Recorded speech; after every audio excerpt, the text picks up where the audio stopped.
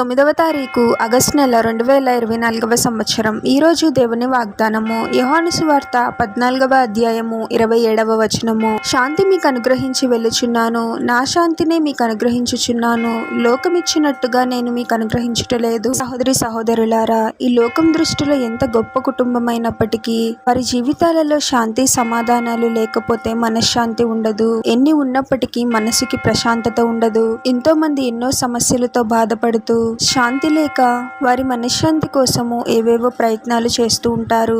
అయితే దేవుని వాక్యం చెప్తుంది, లోకం ఇచ్చినట్టుగా నేను మీకు అనుగ్రహించడం లేదు, శాంతిని మీకు అనుగ్రహిస్తున్నాను, నా శాంతిని మీకు అనుగ్రహిస్తున్నాను అని. ఈ లోకము నుండి మనకు వచ్చే శాంతి కొంత సమయమే, కొంతకాలమే ఉంటుంది.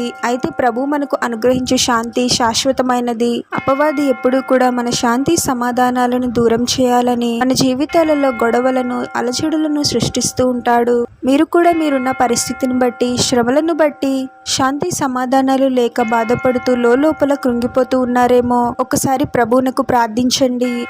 శాంతి సమాధానాలను అనుగ్రహించమని మొరపెట్టండి. ప్రభుపై విశ్వాసంతో ప్రార్థిస్తే ప్రభువు తప్పకుండా మన ప్రార్థనను ఆలకిస్తాడు.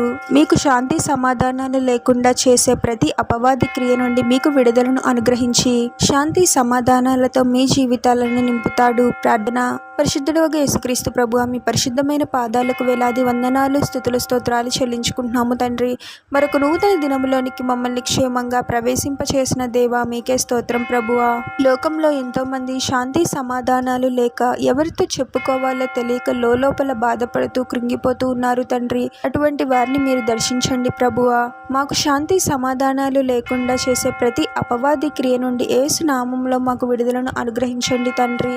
చీకటిలో ఉన్న మా జీవితాలను మీ వెలుగుతో నింపండి ప్రభువా. అన్ని రకాల శ్రమల నుండి మమ్మల్ని విడిపించి మా కుటుంబాలను, మా జీవితాలను మీ శాంతి సమాధానాలతో నింపమని ఈ ప్రార్థనలో ఏకీభవిస్తున్న ప్రతి ఒక్కరిని పేరు పేరున దీవించి ఆశీర్వదించి అభిషేకించమని, వారు చేసే ప్రతి పనిలో మీరే వారికి తోడుగా ఉండి వారిని అన్ని కీడుల నుండి, అపాయాల నుండి మీరే వారిని రక్షించమని మా మనవులన్నీ యేసుక్రీస్తు వారి పరిశుద్ధ నామంలో అడిగి వేడుకొనుచున్నాము తండ్రి. ఆమేన్.